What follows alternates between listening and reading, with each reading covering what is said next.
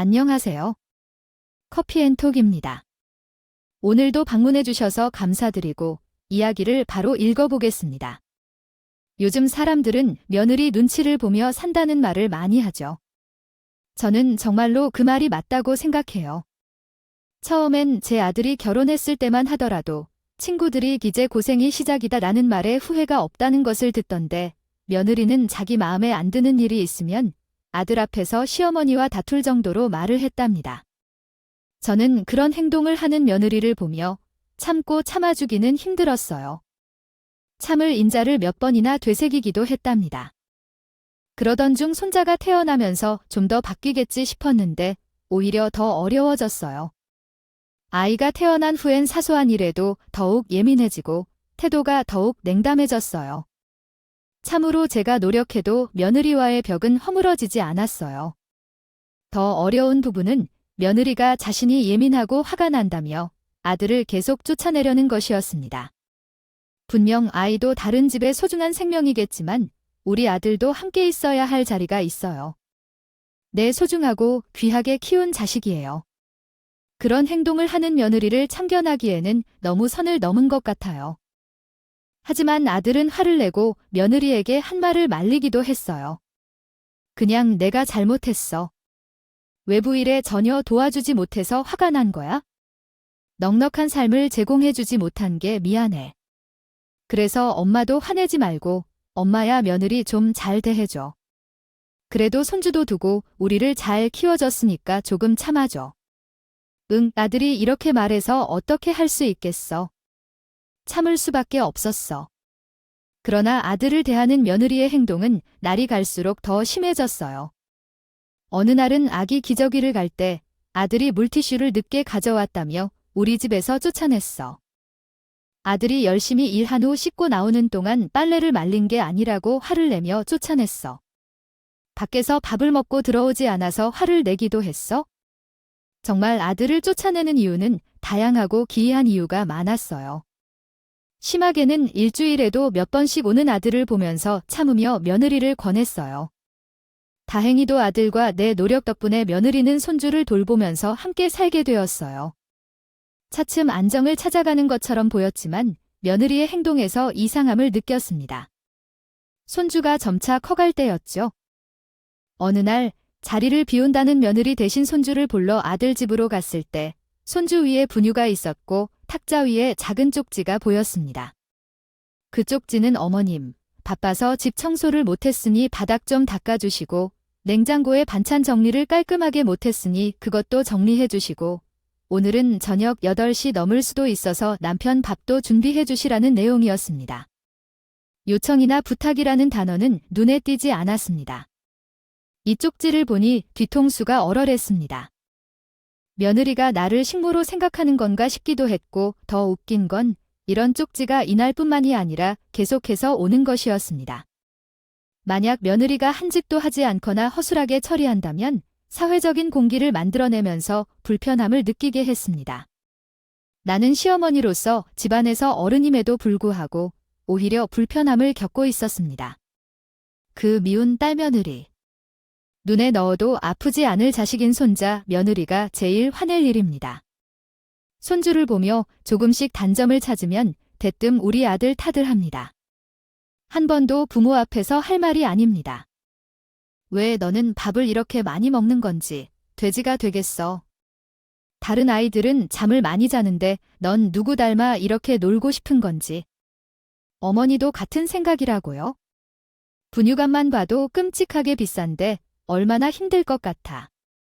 그남이랑 정말 닮았네. 어째서 나의 배에서 태어났는지. 이렇게 아들을 흠모하는 말을 하지만 내 화는 참아야 했습니다. 그때의 세대 차이와 현재가 달라졌기 때문에 말이죠. 모든 눈치를 보던 힘든 시간이 지난 건가 생각하면서 기다려야겠어요. 그 시간마다 들어주던 이야기들을.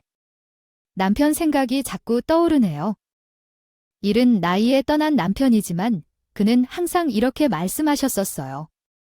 언제나 자신이 힘들 때 주변 사람들을 잘 보지 못할 수도 있어요. 하지만 당신이 참고 착하게 행동하며 주변 사람들을 대하지 않으면 언젠가는 상황이 바뀌어 주실 거예요. 그러니까 요즘에 어려운 일이 있더라도 마음에 너무 쑤시지 말고 당신이 스트레스를 받지 않길 바라요. 나는 당신의 건강을 걱정해요. 스트레스를 받으면 나도 걱정이니까요. 내 걱정은 당신이에게로. 그리고 늘 저를 달래주며 사랑하고 힘든 일을 겪을 때 언제나 곁에 있어준 그 남편이 오늘 같은 날이라서 더 그리워요. 아마 그날은 며느리와의 갈등이 있던 날이었던 것 같아요. 오랜만에 남편을 찾아 냉화를 지켰어요. 남편의 납골당에는 이상한 쪽지 한 장이 있었어요. 제 친구에게 빚을 갚고 싶습니다. 혹시라도 제 가족과 연락을 원하시는 분은 아래 번호로 연락 주시길 바랍니다. 그분은 정말 친한 친구였습니다. 가족분들에게 좀 알려주셨으면 합니다. 남편의 친구로서 꼭 연락 부탁드려요. 메모에는 감정이 느껴졌어요. 난 무리해서 납골당을 떠올렸고 쪽지에 적혀있는 번호로 전화를 걸었어요. 수화음이 들리더라고요. 상대방은 남자였어요. 여보세요? 라는 목소리는 내 기억 속 한 사람의 목소리였어요. 남편의 친구였어요. 그는 남편과도 깊은 우애를 지닌 친구였어요. 남편과 내가 만나기 전에도 이미 친했던 사이였죠. 남편 친구의 목소리는 잊을 수 없었어요. 아이 재수 씨, 오랜만이네요. 옛 친구가 사라진 지 벌써 몇 년이 되었어요. 장례식에 못 갔다는 것을 들었을 때 나는 너무 힘든 상황에 처했었어요. 연락도 쉽지 않았어요. 안녕하세요. 잘 지냈어요. 저희 남편이 그 친구가 사준 음식 중에 치즈를 먹어본 적이 있는데 남편은 그 경험을 항상 생각하며 치즈를 먹을 때 친구와 함께 했던 추억이 떠올랐어요. 남편의 친구는 아마 다들 모르셨을 거라고 하더라고요. 남편은 인간적이고 착한 사람이었는데 고래가 좋으면 피해를 보게 된다는 속담이 있죠. 그 속에 있는 사람 중 하나가 바로 남편이었어요. 그래서 친구가 반갑게 인사해도 마음을 열기가 힘들었죠. 실은 친구를 찾은 이유가 있습니다. 제 아내가 친구의 부인이 사망했다는 소식을 듣고 지금 처음 찾아왔어요. 하늘의 별이 되었는데 최대한 빨리 찾아가야 했는데 우연인가요? 친구의 부인이 우리 곁에서 잘 지내야 한다고 준비해온 선물도 있었죠. 남편의 친구는 처음에 제 남편과 동명이인이라고 생각했다고 하더라고요. 하지만 어느 날 사진을 보게 되었고 그 사진 속에 함께 있는 사람이 진실은 저쪽으로 당신 자신과 친했던 친구의 묘인 것을 알게 되면서 시작되었습니다. 그 이후로 저는 그에게 연락을 취하려 노력했다는 사실을 알게 되었어요. 사실 그 남편의 노력이 모두 거짓이라고 생각하지 않습니다. 왜냐하면 그 친구는 해외에서 사업을 하러 나갔으며 그 뒤로는 자주 연락하지 않았던 사이였기 때문이죠. 이런 사이에서 그는 좋은 일로 남편을 찾아와줘서 고맙다며 울음을 흘렸어요. 사실 그때의 나도 연락을 취하려 했었습니다. 하지만 남편과 연락이 잘 되지 않았으니 어떻게 그에게 연락을 취할 수가 없었죠. 간절히 그 소식을 듣고 그때만 오기를 바랐었어요. 그리고 바로 이후에 남편의 친구와 옛 이야기를 하면서 많은 시간을 함께 나누기 시작했고 그는 말했죠. 아마도 이때 연락을 했다 해도 당신이 외국에 있었던 시기라 시간 맞춰 오기가 힘들었을 것이라고요. 당신은 그때 외국에 있었던 사업을 하는 중이었고 정신이 없어서 많은 것을 인지하지 못한 것이었으며 아내의 건강도 악화되어 있는 상황이었죠. 그래서 나도 제 아내가 죽고 그에게도 연락이 잘 되지 않았다는 것을 사실로 받아들였습니다. 친구가 회사에서 어렵기 시작했을 때 돈을 빌려준 것이 얼마나 소중했는지 알게 되었습니다. 처음에는 그것이 축의금이라는 것을 몰랐지만 나중에 알게 되었을 때 더욱 고맙다고 생각했습니다. 그 돈으로 성장할 수 있었습니다. 결혼 후에는 남편에게 많이 화를 내기도 했었습니다. 축의금이 많이 모였고 남편은 입에 올리지 않아서 답답했지만 그 이유를 알게 되어 미안해했습니다. 집으로 돌아갈 때 마음이 무거웠지만 집에서 커다란 소리가 들렸습니다. 아들과 며느리가 돈 때문에 싸우고 있었습니다. 아니, 당신이 제대로 돈을 벌어왔으면 이런 일은 없었을 텐데. 내가 해약했어. 너 혼자 벌어다 주는 돈은 내 마음에 들지 않아. 그 돈으로 우리가 잘 살 수 있을 것 같다고 생각하냐? 돈이 너무 적어. 내가 밖에서 일해야 하는 생각이 들어. 아들의 월급이 문제라는 말에 짜증이 났지만 오늘은 아들도 결심을 굳힌 것 같아. 며느리가 화를 내자 아들이 대꾸했어. 돈을 벌어온다는 말도 않지만 육아는 당신 혼자서 하는 게 아니잖아. 더 큰 말 나오기 전에 그만하자고 아들이 말했어. 이런 큰 소리로 화를 낸 건 드물었지만 며느리도 조금 놀란 듯이 대꾸하지 않았어. 하지만 감정이 격해지자 소리를 질러서 현관이 없다는 생각이 들 정도였어. 당신이 이렇게 나오면서 집에서 조용히 육아를 하고 있을 것 같았어요. 그래서 이렇게 육아를 쉽게 하는 것을 보면 당신이 알아서 하려고 했을 것 같아요. 저는 자녀일 뿐인데 무슨 일인지 모르니까 당신이 알아서 다 하라고 했어요. 그 다음에는 큰 울림소리가 들렸어요. 저는 밖에서 들으면서 참지 못하고 안으로 들어갔고 아들과 며느리가 갑자기 등장한 제 모습에 놀랐더군요. 너희들 지금 뭐 하는 거야? 너희들은 자기 아내에게 그런 큰 목소리를 쓰면 안 돼. 그렇다고 조금 참지 않고 대화해야 해. 그리고 며느리야, 너도 잘못한 게 없어. 자기 남편에게 그런 말하는 게 안 돼. 남자도 자존심이 있어. 내 아들이라 해도 남편에게 그런 말은 하면 안 돼. 너도 잘못한 거라고. 서로 원론적인 대화로 해결해야 해요. 제가 누구를 지지하면 한쪽은 상처받을 거라고 알았던데요. 그렇지만 며느리는 자기 편을 들지 않는 게 충격이 들었는지 빠르게 입을 열었어요. 어머니도 제가 자식이라서 그렇게 말한 거죠? 그래요. 내 손마디는 안으로 굽습니다. 정말로 말이 맞는 것 같아요. 저는 이 집안에서 손주로서 사는 것이 정말 슬프고 어려운 일이라서 너무나 힘들지만 편이 없군요. 그냥 죽어버리면 마음이 시원할 것 같아요. 아니야, 내가 그런 생각을 하는 건 산후우울증이란 병이 들었기 때문이죠. 알았어요. 그냥 이 집을 나가야겠어요. 며느리가 산후우울증에 걸렸다고 말하며 현관문을 열고 나가려는데 급하게 말을 멈추고 달래주며 차차 정신을 차려놔요. 며느리가 우울증이라고 한 말에 갑자기 그녀가 얼굴이 쓴 것 같아 보여서 열심히 달래고 이 문제를 해결할 방법을 찾아보았어요. 그렇게 해서 저녁이 되었고 방에 갇혀있는 며느리를 놔두고 아들에게 이야기했어요. 아까 보니깐 내가 일자리에 불편한 것 같아 보였어. 그래, 당신은 돈을 벌긴 하지만 계약직으로 일을 하는 것이 너무 불안한 모양이야. 내가 열심히 생각해봤는데 안정적이고 수익이 좋은 일자리가 필요할 것 같아. 내가 아는 사람이 있는데 연락해보기로 했어. 그러니까 조금만 기다려봐. 아들을 돕기 위해 일자리가 가장 좋은 방법일 거라고 생각했어요. 아들은 기술자로 있지만 대부분이 계약직의 생활을 했거든요. 돈은 많이 받고 있었지만 매번 프로젝트 단위로 일을 하는 아들이었기에 며느리가 불안함을 가질 수도 있겠다 싶었어요.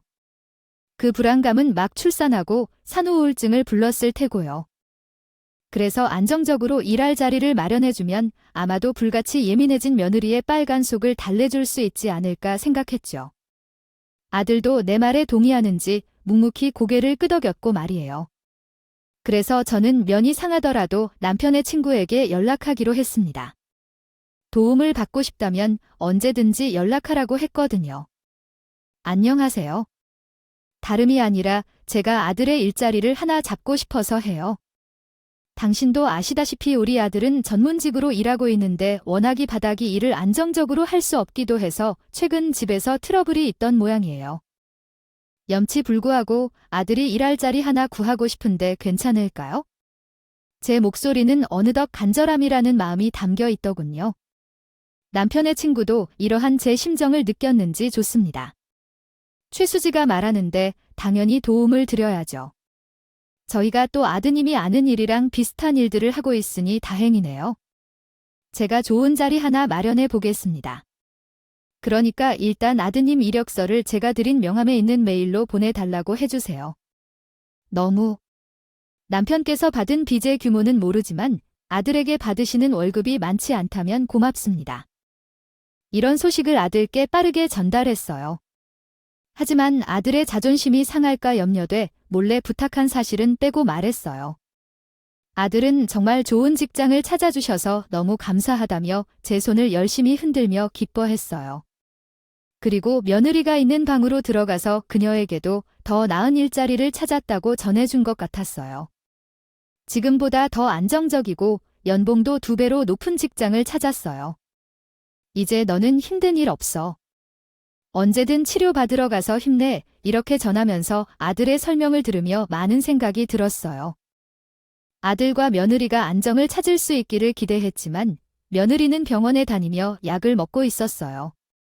그래도 조금씩 나아지고 있는 그녀를 보며 정신과 치료를 받는 것이 옳았다는 생각이 들었어요. 하지만 여전히 걱정되어서 아들에게 말했어요. 아들 며느리가 많이 나아졌다고 방심하면 안 된다. 우울증이라는 게 그래 언제 어떻게 감정이 올라와서 사람을 해칠지 모르니까. 내가 보는 월급은 전부 아끼지 말고 며느리 위해서 쓰렴. 혹시라도 모자라면 어미가 다 알아서 할 테니까. 알겠니? 그러니 넌 우선은 며느리를 1순위로 생각하고 살아.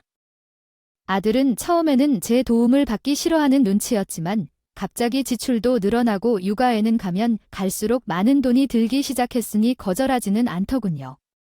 저는 아들을 직장에 보내놓고 나서도 계속 마음이 편치 않았습니다. 내내 속에 무언가 걸린 듯한 기분이 들었죠. 대로 주려다가 혹시 말로 받은 격은 아니었을까 걱정이 제 머릿속을 가득히 채웠고요. 내가 괜한 일을 한 건 아닌지 너무 걱정이 돼요. 용기를 내서 남편의 친구에게 전화를 걸어서 물었습니다. 제가 혹시라도 무리한 부탁을 드린 건 아닌지요. 제가 아들에게 듣기로는 연봉이 너무 큰 액수던데. 우리 아들이 능력이 있다는 건 알지만 그래도 그렇게 큰 돈을 받기에는 아직 모자란다고 생각해서요. 걱정하는 내색이 역력한 내 목소리에 남편의 친구는 껄껄 웃으면서 답했습니다. 재수 씨는 정말 좋은 직원을 구하게 되었어요. 재수 씨의 친구는 아들이 농사를 너무 잘했나 봐요. 아들이 일도 잘하고 대답도 잘해요. 요즘에는 이렇게 일을 잘하는 친구를 찾기가 정말 어려운데 오히려 재수 씨에게 더 고맙다고 해야겠어요. 좋은 직원을 만나서 정말 감사하다고 하네요. 그래서 마음 편히 집에서 쉬세요. 다행히도 아들은 회사에서 잘 일하고 있어서 남편의 친구도 마음이 편안해지는 웃음을 짓고 있었어요. 그리고 남편의 친구는 조심스럽게 이야기를 이어갔어요. 그런데 갑자기 시간을 물어봐서 조금 걱정이 되었는데 말이 나와서 살짝 기다렸어요. 그리고 예, 말씀하세요. 어떤 일이신가요? 그러자 남편의 친구의 말 속에는 정말 뜻밖의 내용이 있었어요. 사실 재수 씨가 예전에 은행에서 일하셨다고 해요. 그때 회계 자격증도 따셨었죠. 그러니까 그 경력을 살려서 회계팀에서 일을 하면 좋을 것 같다고 내 남편은 말했어요. 아들이 벌써 유치원에 다니는 걸 듣고서요. 그러면 돈도 많이 들고 하니까 저도 도움이 조금 되고 싶어서요. 제가 친구한테 빚진 것도 있는데 이렇게라도 갚아야죠. 정말로 뜻밖의 제안이라 잠시 어안이 벙벙했어요. 아들 녀석은 이미 남편 친구에게 손주에 대한 이야기도 털어놓았는지 남편 친구는 손주가 유치원을 다닌다는 사실도 알고 있더군요. 맞아요. 산후우울증에 걸린 며느리가 손주를 잘 볼 수 있을 거라고 생각하지 않아서 미리 유치원에 보내기로 했거든요. 아직 남편이 남겨준 돈도 있고 해서 제가 도움을 조금 주고 있었어요. 그런데 그 일을 남편의 친구에게 고스란히 이야기를 했던 모양입니다. 아들은 남편의 친구라는 사실은 알지 못하고 있었으니까요. 솔직한 심정으로는 바로 들어가서 일을 하고 싶었어요. 조금이라도 저도 살림의 보탬이 되고 싶기도 하고 저도 노후를 위해서 조금 돈을 벌어두면 좋겠다 싶었으니까요. 하지만 제 나이도 나이이고 이렇게 줄줄이 소시지처럼 딸려서 도움을 받기에는 너무나 염치가 없다는 기분이 들어서 거절했죠. 그런데 일주일 내내 끈질기게 연락을 해서 자꾸 회계팀으로 일을 해달라는 겁니다. 이쯤 되니 조금 의문이 되더라고요. 왜 나를 귀찮게 해서 본인이 얻을 수 있는 이득이 뭘까 싶기도 하고요. 아직도 생각하고 있으세요? 아니, 저도. 거기 간절히 그 전문가도 믿을 수 없어 하는 것 같아요. 제가 아는 분이 그 증인이라고요. 그 남자가 적의 제게 가보였던 이 역사가 어떻든 아직도 기억이 돼요. 아무리 가족이라고 하지만 그렇게 마음껏 다른 사람에게 돈을 맡기는 사람이 아닌데 결혼하고 나서 전부분부가 관리한다는 얘기를 들었을 땐 정말 깜놀했어요. 그 남자 성격 있는지예요. 제가 그분을 믿음 컨테이너 밖에 그의 것이 나와야 되겁니다. 그런 또한 그는 이렇게 옥에 사용하거나 사람들을 좀 분위기 시작하는 사람은 아니는데요. 아마 그때 전 어선하게 아들음의 이력서도 정말 섬세하게 보고 다양한 회차의 대로서 기어주었거든요. 그래서 한번 믿고 같이 해보시죠. 나는 단 우잖아. 저 별이었지만 이긴 내 식이면 안 돼. Not only do I speak to random 당신 없는가의 그의. 하지만 제 이런 번 왔을 것, 제 마음으로 다들어서 일의 부분은 예능겠으니까요. 이 일은 일단 아들 명계만 들키로 결계돼요. 산을 겪는 사람에게 제 일시지 말해서 그거를 하나도 잊고 싶진 않습니다. 하다가 제 발이 얼개라서 바브런 좌에 쓰면서 하고 있습니다. 아무래도 제가 일락이면 손을 돌아주시나세요. 손중을 무눌려서입니다. 그리고 이제 손중을. 며느리가 손주를 보는 것은 좋은 생각이라고 생각해서 조금은 방치하기도 했어요. 그런데 충격적인 사건이 일어났어요. 처음으로 월차를 써서 아들의 집에서 손주를 보기로 한 날이었어요. 손주를 위해 여유로운 시간을 한 날이었고 기쁜 마음으로 아들 집으로 갔어요. 그런데 며느리는 손주를 전혀 신경 쓰지 않고 혼자서 점령하고 있었어요. 너무 당황했어요. 제한은 있잖아요. 얼마나 제한이었더냐면 제가 손주를 보는 시간 동안 계속 누워서 자빠수졌어요. TV를 보며 다리를 긁고 있었어요. 친구들에게 들었듯이 백수처럼 행동하는 며느리를 보고 어이가 없었어요. 제가 아이를 보는 기계가 아닌데 말이죠. 그래서 며느리에게 이야기했지만 척도 하지 않고 계속했어요. 아이가 울고 있으면 봐야 하는데 정말 혼란스러웠어요. 아들이 들어오는 소리가 들리자 숨을 들이키는 듯했어요. 하지만 그게 끝이 아니었어요. 아들이 들어오자 갑자기 물을 달라고 하더라고요. 그런데 물과 대화하는 것이에요. 아들이 물을 따 놓아 가져다 주는 모습은 정말이었습니다. 아무리 우울증으로 고생을 하더라도 며느리의 태도는 너무나도 억지스러웠습니다. 물론 리모컨이 조금 멀리 떨어져 있으면 리모컨을 가져오라는 듯이 발로 건드리고 졸리다며 불을 꺼달라고 하기까지 했습니다. 정말 아들을 낳은 게 맞는지 고민이 들 정도였어요. 며느리의 산후우울증이 나아졌으면 했는데 그런 행동을 바라지는 않았어요. 이런 행동들이 결국 며느리에게 불만을 주고 있는 것 같았습니다. 어떻게 참고 넘어갔는데도 참지 못해서 폭발한 날이 있었습니다. 밥 시간을 놓친 며느리에게 라면 하나만 끓여달라고 부탁했던 날이었죠. 그런데 며느리는 무슨 소리를 하는지 아세요? 라면이요. 꿀렁크에 하나만 보겠다며 지금 유세 떨고 싶나요? 아, 요새 남편이 좋아하는 데만 들어가고 싶으시고 잘 보이려 애써주는 것 같은데 그래도 아낄 사람부터 배려해야겠죠. 아직 환자야. 그런 사람에게는 아들을 부탁할 여력이 없어. 헛되게 기대하지 말고 애를 잘 챙겨줘. 거들을 폈다고 하니 참을 수 없어서 화내기 시작했어. 나는 모든 힘을 다 써서 소리쳤어. 너가 우울증 방패로 우리 아들을 기른다는 걸 알았니? 내가 아는 걸 간파했지만 참았어. 요즘에는 아내에게 잘해주는 아들이 사랑받는다는 말을 들었어. 그러나 우울증 있는 사람에게 무슨 소용이겠어. 1년이 지나도 아닌 줄 알았다. 나는 정말 바보처럼 보여서 이렇게 자식을 돌봐주고 있는데 고맙다고 말도 안 하고 큰 소리를 쳤어.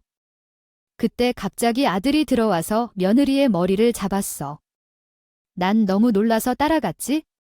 거기서 보던 모습은 평소 우리 아들과 다른 것이었어. 며느리의 말은 아무렇지도 않게 말리던 아들이 늦잠을 자고 늦게 일어나 부모님의 어깨를 켜다가 이렇게 말한 거야. 엄마의 식모인 것인지 아니면 노예인 것인지 딱 거리에서 바로 엄마에게 사과하고 잘못했다고 솔솔 혼나서 굴하지 말게. 나가지 말라면서 소리를 지르면서 우리 엄마는 최후까지 들어줄 테니까 매우 삶을 이 기어 오르는 듯한 행동을 하며 당장 사과를 못하자 너흰 참으면서도 요구를 반복하여 며느리가 무릎에 꿇게 하는 것 정신을 못 차렸더니 그런 아들의 행동에 놀라 나 무자리에 헷갈리곤 했고 그러더니 며느리는 정신이 다 이렇게 이후를 탈출하기 위해서는 못 차렸음 내가 뭘 잘못했는지에 대하여 단어로 그 난생처럼 잘할 테니 내가 당신 엄마랑 비슷하게 알르되 이런 식처럼 대하면 좋다고 여겨져 내가 이렇게 고생하면서 내가 이렇게 엄마한테 분엄마랑 비슷해지려 자식을 내가 잘 다루는 것 같니 절대로 사지 못해 내가 그리고 끝으로 머리를 끝까지 들어 다시 정신을 차리는 것 그런 며느리의 마음에 비록 이 상황에 소실이 안 되었다. 이야기고 아들이 놀랐어요. 나쁜 것이 있다. 며느리를 벗고 지갑을 찾고 내봐 요 며느리. 그리고 그 명령을 보고서 머리를 이삭을 쳐 가겠느냐며들이 알 것이다면서 며느리의 머리를 끝은 시원스러운 해서 너는 괜찮으면서 소리쳤어요. 나는 어떻게 이 회사에 들어가겠어. 엄마가 없으면 이 회사에 들어올 수 없을 거라고 들어올 수 있음 엄마가 아니었으면 너 같은 것들이 이 회사에 들어오는 것 꿈꿀 수도 없는 편안히 누워 먹고 마시며 노는 돈. 그 돈은 한 푼도 없는 돈이라고 넌 도대체 어머니가 될 생각이 있니? 아이는 항상 뒷전에 있고 놀며 먹는 것. 내가 모를 줄 알았어. 며느리의 말은 아무렇지도 않게 말리던 아들이 늦잠을 자고 늦게 일어나 부모님의 어깨를 켜다가 이렇게 말한 거야. 그래, 너가 원하는 대로 평생 편히 쉬게 해줄게. 어느 때보다 강한 태도로 나가는 아들의 모습에 저와 며느리는 놀라고 특히 며느리는 크게 눈을 뜨고 갑자기 관자놀이를 쓴 것 같이 아이를 꺼내며 말했어. 당신은 우리 아이랑 나를 불쌍하게 여기지 않아. 당신이 외부에서 돈을 벌 때 우리 둘이서 이 공간에서 뭐 하고 있을 거야? 그런데 그렇게 큰 소리 칠 일이야? 당신이 어떻게 그럴 수 있어? 아픈 나와 작은 아이를 두고 어떻게 그럴 수 있어? 사태의 심각성을 아직도 모르는지 아주 망할 엄마인 척 가득한 모성을 보였어. 하지만 이미 아들도 나도 지쳐서 속아줄 기운이 없는 상태였어. 아들은 이후로 며느리와 이혼을 준비했어. 나는 곁에서 그래도 잘 살아보라고 말했지만 아들의 결심은 단단했어. 그날 이후 아들은 정말로 바쁜 시간을 보내며 일과 양육권을 얻기 위해 다녔어. 다들 알고 있듯이 아빠의 입장에서 양육권을 가져오는 것은 쉽지 않은 일이야. 일이 생각보다 어려운 일이라는 걸 말해요. 아들은 저희에게 말했어요. 절대 내 자식을 그 여자 손에서 키우지 않을 거야. 아들이 이렇게 사방팔방으로 알아보고 다니자 일이 남편의 친구의 귀에도 들어간 모양이더군요. 어떻게 알았는지 저희에게 도움을 주고 싶다면서 유능한 변호사까지 선임해 주었어요. 저는 물론 한사코 괜찮다고 손사래를 쳤지만 이미 우리 가족이 어떤 일을 겪고 있는지 다 알고 있는 상태더군요. 자세한 내막도 언급하면서 도움을 주겠다고 하니 더 이상 거절하는 것도 신뢰라는 생각으로 변호사도 소개받았습니다.